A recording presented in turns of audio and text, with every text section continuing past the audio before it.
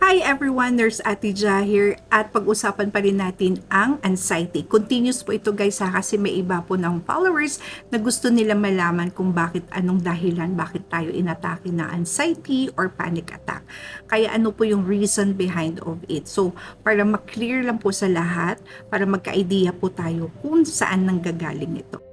Kagaya nga sinabi ko last time sa video na pwede po to ipamana. Ibig sabihin, ito ba ay meron sa pamilya, sa parents mo, na pwede nyo po mapamana, which is nakukuha nyo po yun sa genes ninyo na nagkaroon tayo ng anxiety. Pero, yung leading cause talaga ay yung stress. Ito yung tinatawag natin chronic stress, yung sobrang stress na tayo. Ano ang dahilan ng stress mo? So, kayo mismo, tanungin mo ang sarili mo, saan ba ang may problema? Saan ba ako na-stress? Ano po ba ang problema sa akin? Ako ba'y may kaaway ko? May kaaway ba ako sa pamilya, sa kapatid, sa asawa, sa trabaho? May problema din. Problema saan? Problema sa pera, yung palaging ganon, no? So, hindi natin makontrol yon, stress tayo doon. Pwede din problema sa buhay na palagi na lang ganito, wala man lang pagbabago, palagi na lang ito yung aking destinasyon, no? Yung parang hindi mo na siya ma-feel na parang ito na talaga ang buhay ko. Yung mga ganon. So, iba-iba po ang problema. Kaya nagkakaroon tayo ng stress. Kapag hindi natin naagapan yung stress natin, na palagi na lang yung mindset natin na magulo, bigo palagi, ito kasi ang magkukos, kaya nagkakasakit tayo nang dahil napunta na tayo sa chronic stress, yung sobra-sobra na siya. And ito po maapektuhan sa buhay natin at magkaroon tayo ng ganitong experience, which is the anxiety or panic attack. So nagkakaroon tayo ng chemical imbalance sa ating utak. Most po ang mga symptoms kapag meron tayong anxiety, ayan, excessive concern, no, masyado tayong nag-overthink, mahirapan tayo sa paghinga, nagkaroon tayo ng muscle tension na nakit ang katawan, kahit wala naman tayong binubuhat pero masakit, tapos nanginginig, na hindi mo makontrol, na hindi mo din maintindihan, hindi ka na makatulog, no? And then, yung feeling pagod, kahit wala ka namang ginagawa. Sumasakit ang tiyan, nagtataik, kahit wala ka namang kinakain or ininom na bawal. And then, yung pagod, kahit wala ka namang sobrang trabaho na, no? Tapos bigla ka lang napagod. So, may mga ganun po yung mga symptoms. Actually guys, hindi siya biro sa totoo lang. Kapag hindi po kayo marunong magdala ng ganitong sitwasyon, it may lead, no? Hindi naman sinasabing masisira yung isip natin. Pero at the end of the day, oo, nagpapacheck up tayo. May doctor para i-guide ka. Bibigyan ka ng gamot. Pero never depend doon sa gamot na kasi may gamot ako, ito lang yung way. Yes, it will help, pero at the end of the day, sarili mo pa rin. So, kailangan with prayers, kausapin ng sarili, focus on the things na magpapahappy sa'yo. For example, kung may problema ka sa partner mo, kung nakikita mo na ito yung magkakos ng mental health mo, 'di ba? Mapapagod ka. Syempre, piliin mo din sarili mo, mahalin mo sarili mo. Kahit na mahirap, then choose your freedom, choose your peace of mind. Ito talaga. Number one is your mental health. Kasi mahirap labanan ng utak, guys, sa totoo lang. Kapag may ganitong symptoms, it's not too late, no? It's just pinaparamdam ka lang sa ganito. Pero lahat naman tayo ay may pag-asa, magbago, may way, may paraan para maging masaya tayo, hindi na lang palagi problema, hindi na lang araw-araw ay stress. So, ganun lang yan guys. At the end of the day is sarili mo. Tulungan mo yung sarili mo. Love yourself. Choose peace. Diba? Yun lang yun guys. Kasi ikaw lang yung nakakilala sa sarili mo. Ikaw lang yung pwedeng mag-control sa sarili mo.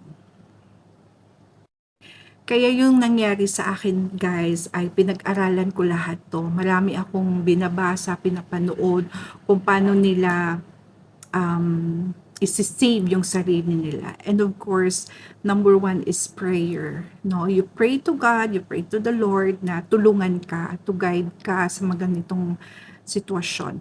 Kapag ganyan kasi guys, kapag nag-iiwas ka na sa stress, na nasa positive way, iwasan mo din yung bawal, no? Hindi ibig sabihin may gamot ka na and you did your part na for freedom, pero at the same time sa food, no, sa kinakain, iniinom natin para hindi mag-trigger yung ating anxiety. So that is mga kape, tsokolate, tsaka anything may caffeine, energy drink, yan, mga bawal na po yun. Sa soft drinks, ganun din. What else? Yung mga ano din guys, yung mga movies, no? Kapag iwasan na yung mga balita, especially sa balita, yung araw-araw na lang may saksak, may ganito, barilan, avoid na pong manood yun para hindi mag-trigger po. Kailangan kasi kalmahin tala palagi. And then yung mga movies, yung bawal na yung mga horror, yung mga nakakatakot, yung bigla-bigla na lang, no? So may mga ganun yun. So kailangan you practice yourself na kakalmahin. And then everyday guys, ang ginagawa ko sa umaga, nagdi-deep breathing exercise ako and before matulog. Then mas maganda din may mga walking or stretching ka din kasi pangpataas yan ng ano happy hormones mo din, no? Para matanggal yung iyong stress.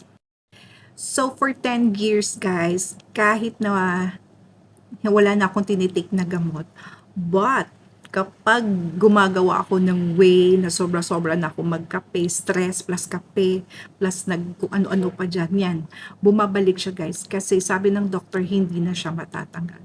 Babalik talaga siya.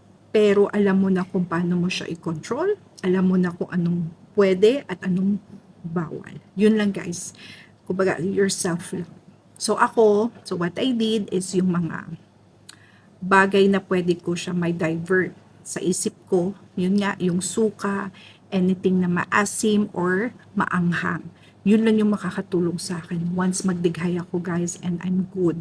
Kasi yun lang yun Natotrap lang kasing hangin sa loob. So once okay, then I'll be okay. So hindi ako nagde-depend sa doc. I do have meds for that, parang pampakalma. But hindi ko siya masabi kasi pahirap na. Mas maganda pa rin pa-doctor for psychiatrist doctor. But this guys, hoping no for our government, for our LGUs also na especially sa Department of Health since magsa-start na po ang program no for additional which is the mental health no for program. Ang gandang project nito guys kasi marami ng Filipinos no for mental health awareness na kailangan tulungan. So kapag may ganito na po sa inyong mga health center, hopefully next year puntahan kung meron kayong gustong i-open up no kasi mas maganda to open up someone else na i-burst out kung ano yung naramdaman nyo para hindi tayo maantong or mapunta tayo sa depression or ito anxiety to depression. Okay? Sa sunod pag-usapan natin ang depression which is magkaiba po yun. So ayun, sana may natutunan tayo sa ating topic which is for the anxiety. Kung meron pa kayong mga concern or health issues, you can message me para gawaan natin ng content and then to share our followers na may mga experience din kagaya ng nito and other health issues. Kaya ayun lang. Bye!